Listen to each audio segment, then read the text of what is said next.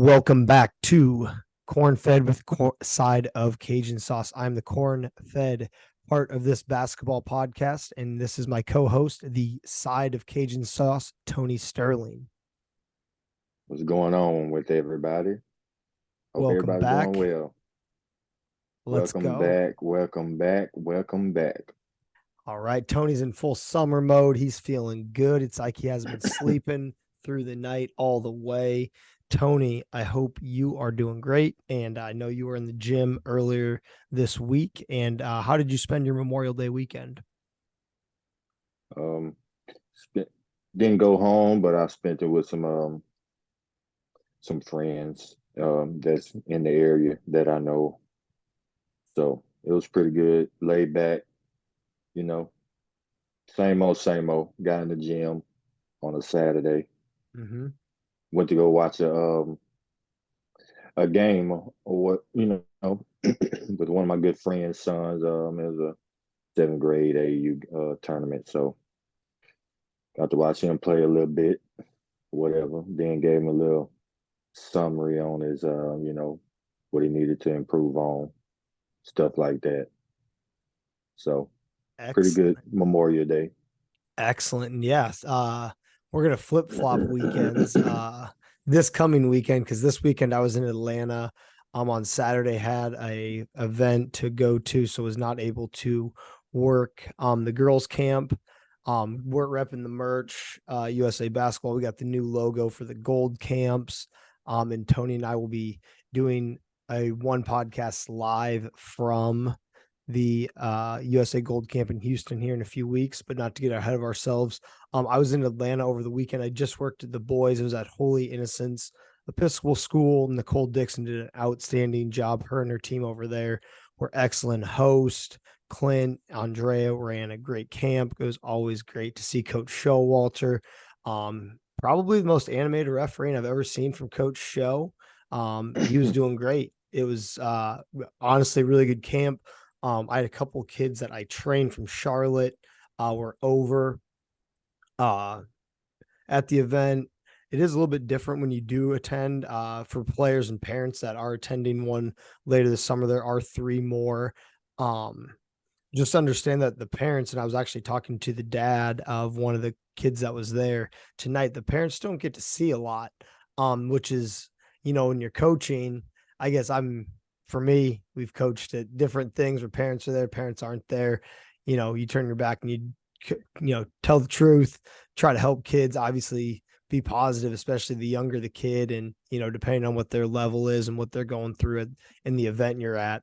But yeah, USA camp was great. A couple coaches I'd never met before. Joe Stasizen, who I believe you've met before, was there, as well as Christina Bastini, who's the women's national 3-on-3 coach. So, she had a little session on 3-on-3, and it was really good. I'm really excited.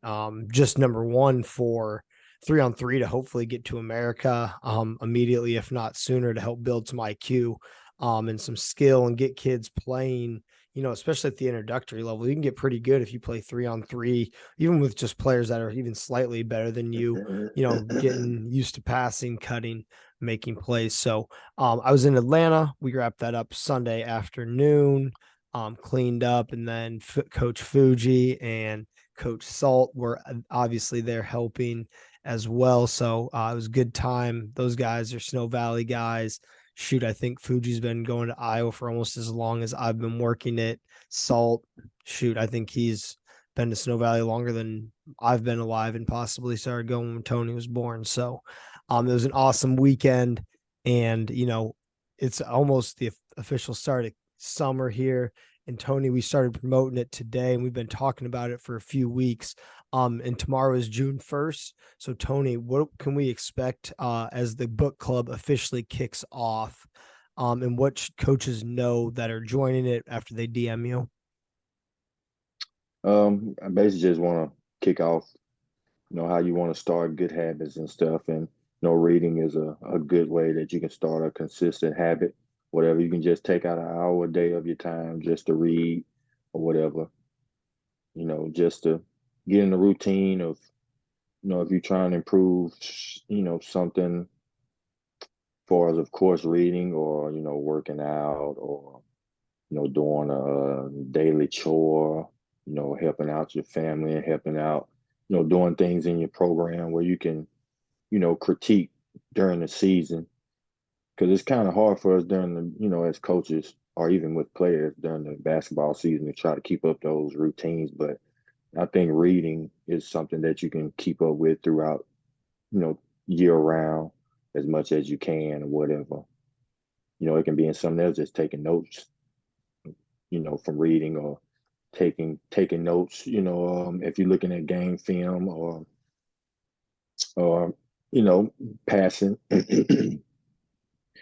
passing some thoughts on to, some fellow coaching buddies, friends, family, kids and, players in your program, stuff like that. So I thought reading was a good way to start all that or whatever. So we got the 3 books that you see on, on Twitter, Facebook, um, Instagram, or whatever. If you want to get started with those, and also good friend of ours that's with the Nike YBL team. He sent us 10 books of his book that he has out. Terrence Mulch Williams. So we got a couple guys that's already said they're in, and we're gonna send those out once they reach out to us with everything. But we got a couple more. So if you're interested, you wanna, get into that or whatever, let us know right after you see this podcast or whatever. So I And know yeah, I say coach. whatever so much, so I'm trying to critique that. I'm trying to critique that. So trying to We're expand my working over here. vocabulary. Yeah, yeah. So Absolutely. And that's, I think, one thing that I think we're both big on is the development. And, you can get better just a little bit by simply showing up. That's the bare minimum.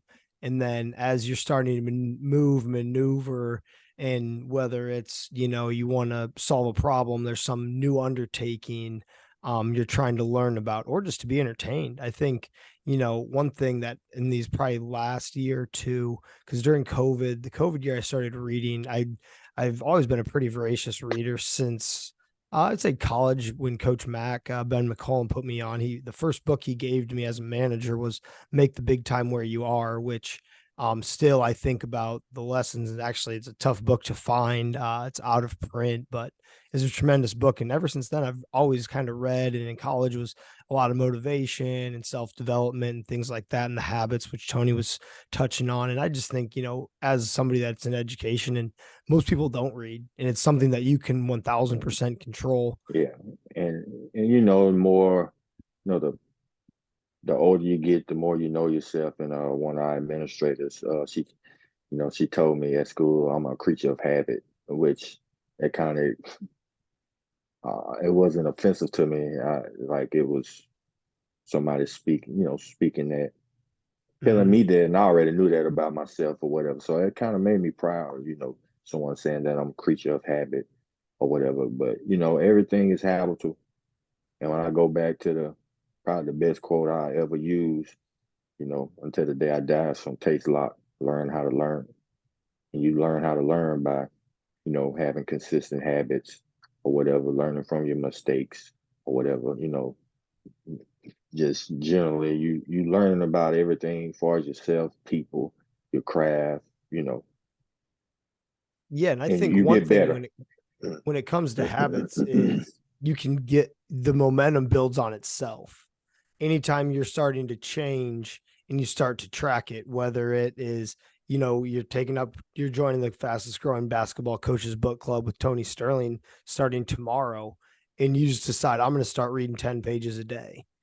And it could be, shoot, that may be too big of a goal for the first week. Hey, I'm just going to, step one, buy the book. Step two, I'm going to put the book in somewhere where it's obvious that I can read it, whether it's, I'm going to put it in my bag, my backpack I have on me all the time. So if I'm sitting, I'm waiting at a meeting or something, I can pull it out, read, for a few moments. And maybe you just start with, hey, I'm going to read 1 page a day for the first week. And like, 1 page, it's like, well, maybe that is, maybe, you think that's laughable, but if you're at 0 pages a day, it's definitely a step in the right direction. And you're going to find most times when you start just reading 1 page, all of a sudden you're going to say, well, I'm just going to, since I got started. So, I think that when it comes to habits, and I'm excited not only to read with, because I've read, I think it's been established that both of us read fairly often on our own, but I'm very excited for the community that's going to come along with it, discussing those ideas and really kind of flushing out how people are, what they took. Number one, I've read a few books with my sister, and just anytime you're discussing a book with another person, and in this case, a handful of people or more, I think is going to be good. And I think that's another, when you talk about learning how to learn, um, when you talk about Yeah. it, it re-cements it in your memory and everything like that. So, Tone, I'm very excited for you to be starting this. I think it's going to be great. And thanks again to Coach Munch for the books.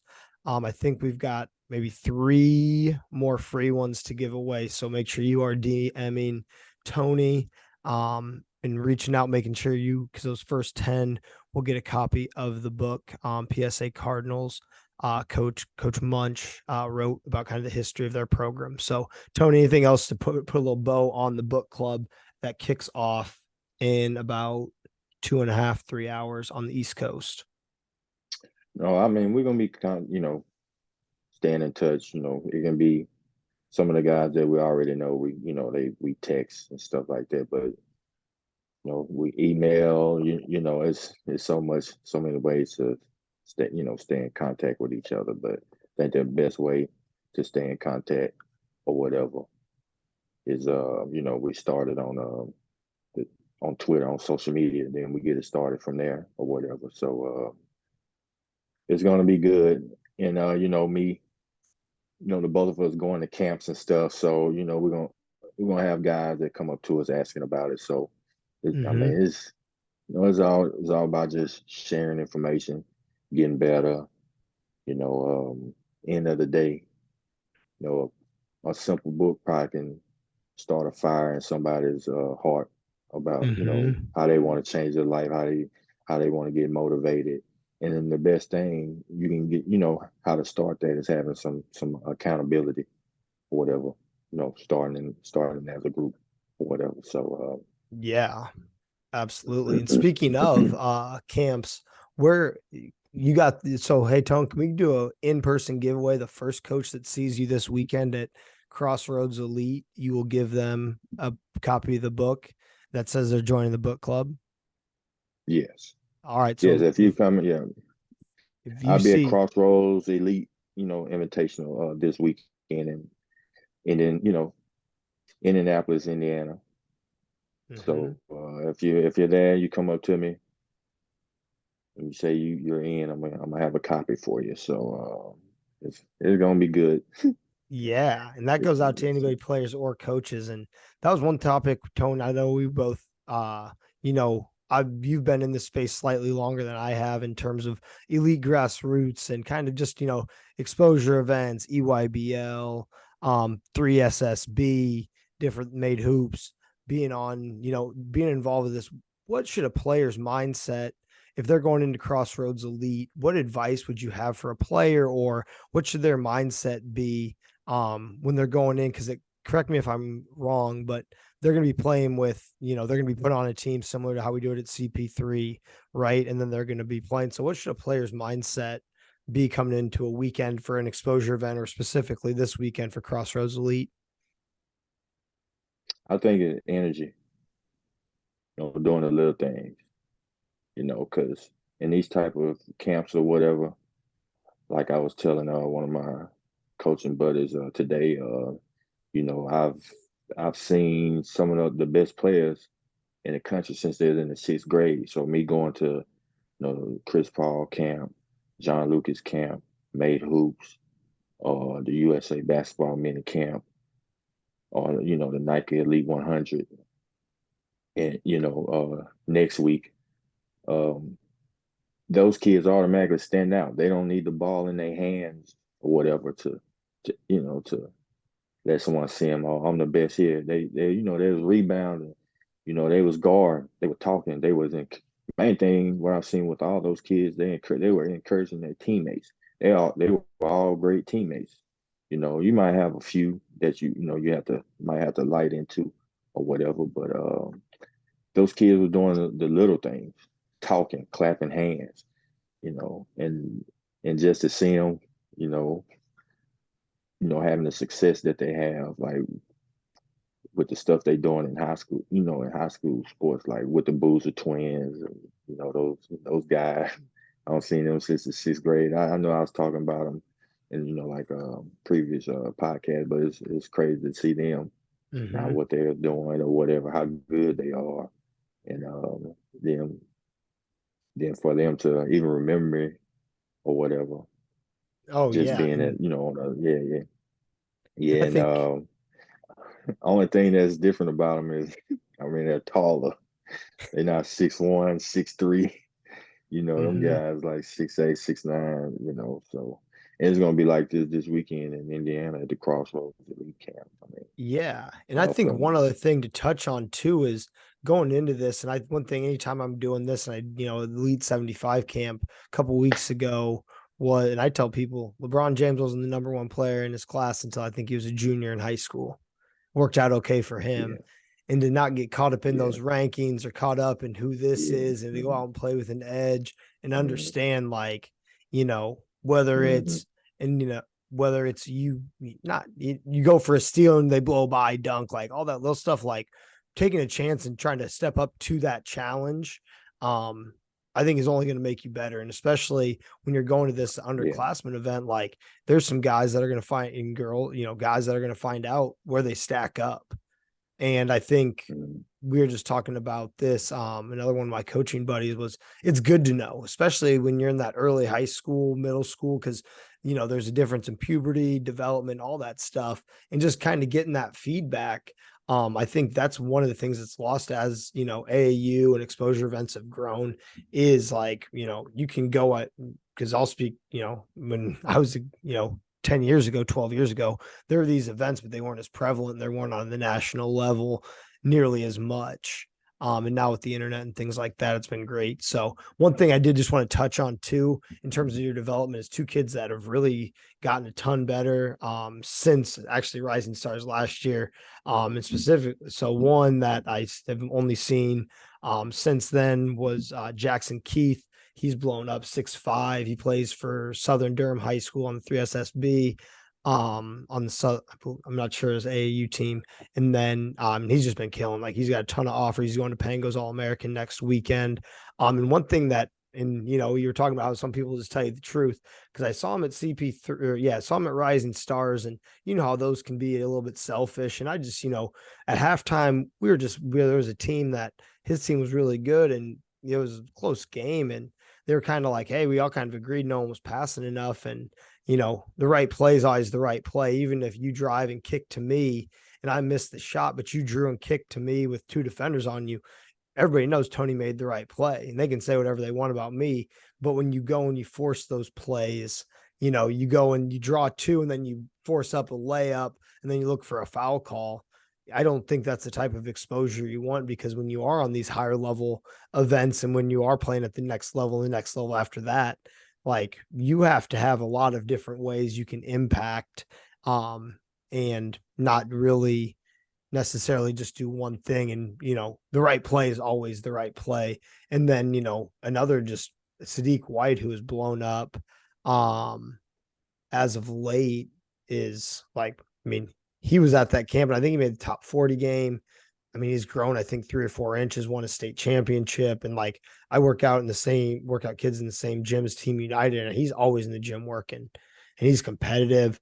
And I think, as you bring that edge, and I think you talk about energy, anybody that's seen Sadiq play, he plays with a ton of energy. He's a freak athletically.